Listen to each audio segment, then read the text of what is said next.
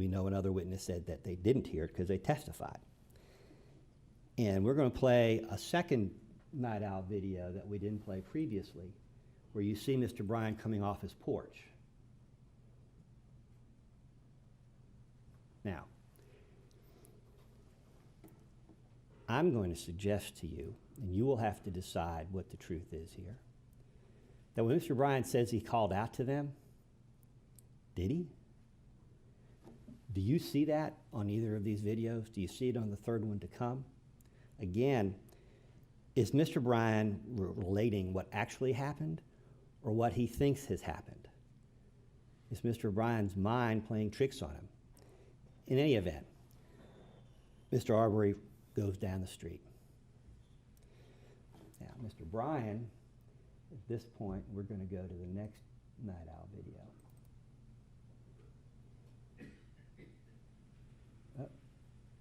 Sorry, you went too quickly. There he is. Okay, watch carefully. Mr. Bryan has said on some occasions he walked to the kitchen. On another occasion, he said he ran to the kitchen. He said he walked back out to the truck. Another time, he said he ran back out to the truck. Well, what we know from this video, it takes 13 seconds to get from the edge of the driveway into the kitchen to reach the keys and go back out to the truck. Mr. Bryan is, in fact, walking calmly to the kitchen and walking calmly to the truck. And his recollection of doing otherwise is faulty. Now, we also know, as Mr. Bryan pulls out, and by the way, we also know that he left his rifle in the house, left a hammer on the porch, and went out with his cell phone. Now, here we see when Mr. Bryan initially pulls out, Mr. Bryan is pointed to the right. Now, he backs up. Now, at the very end, he backs up and he straightens out a bit. Whether Mr. Bryan said he was going to the left or the center or slightly to the left, the actual evidence in the case is consistent with him pulling straight out.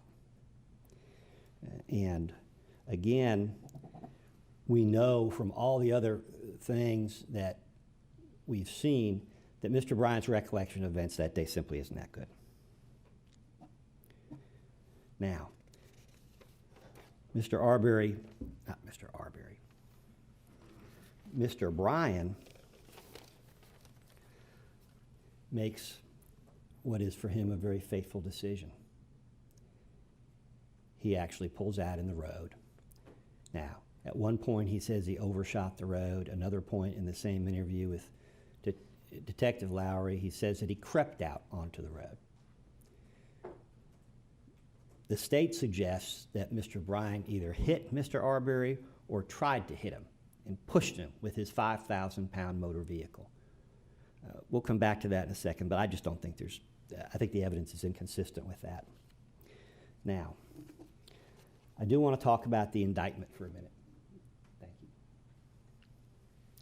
Let's take a minute to review the indictment.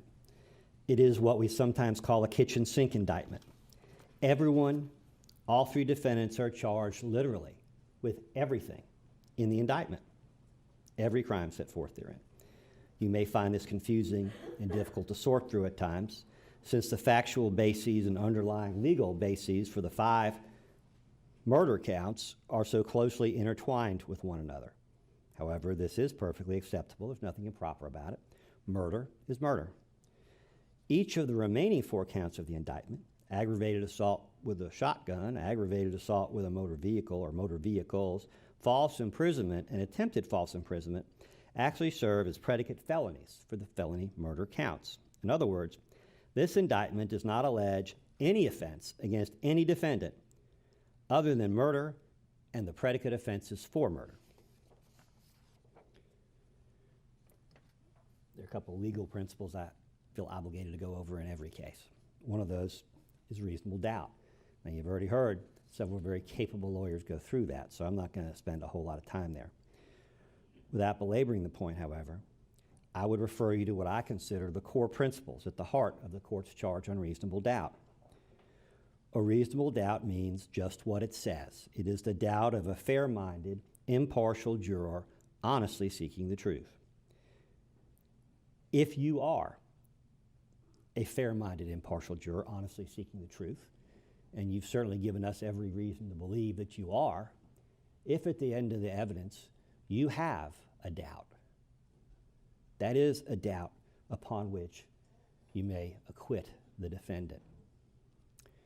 A reasonable doubt is a doubt based on common sense. It is a doubt for which a reason can be given. If you can give a reason to doubt whether Mr. Bryan is guilty, then your mission is complete. And at that point, you should acquit Mr. Bryan. Now, I also often use this provision lifted from Robert Bolt, A Man for All Seasons, when I talk about reasonable doubt, because I find it helpful. And let's be clear, it is not a statement of the law, it is the principle behind it. Some of you may be familiar with the play and the movie, some of you may not. William Roper asked Sir Thomas More, "So now you give the devil the benefit of law?" Sir Thomas More says, "Yes, what would you do? Cut a great road through the law to get after the devil?" William Roper says, "Yes, I'd cut down every law in England to do that."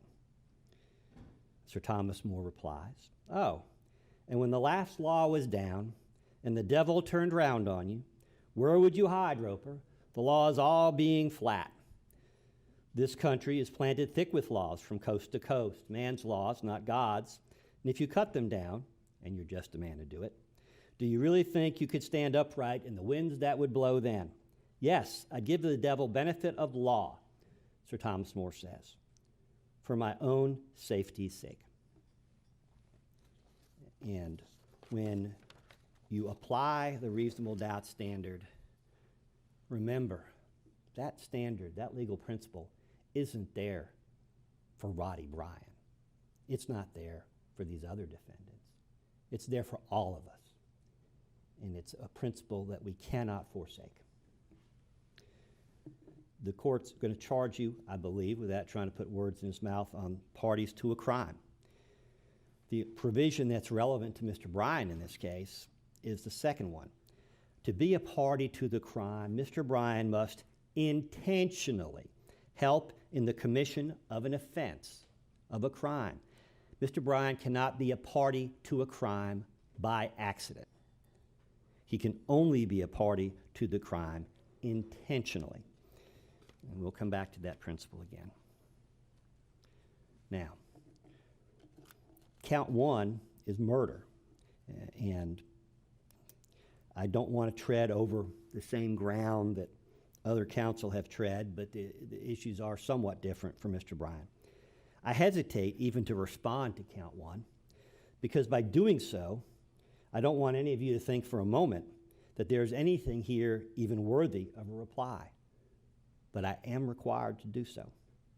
Roddie Bryan didn't shoot Mr. Arbery. He was armed only with a cell phone, and he was a good distance away when the shots rang out. Roddy did not cause and could not cause Mr. Arbery's death within the meaning of this statute. Roddy was not the shooter, so he could not shoot Mr. Arbery unlawfully. Roddy did not shoot him at all. Roddie Bryan acted in good faith on the day in question. There is no evidence whatsoever of malice. And most importantly, and I think this echoes arguments made by others, nor can Roddy be a party to the crime of malice murder, because there is no evidence that Roddie Bryan intentionally helped Travis McMichael murder Mr. Arbery.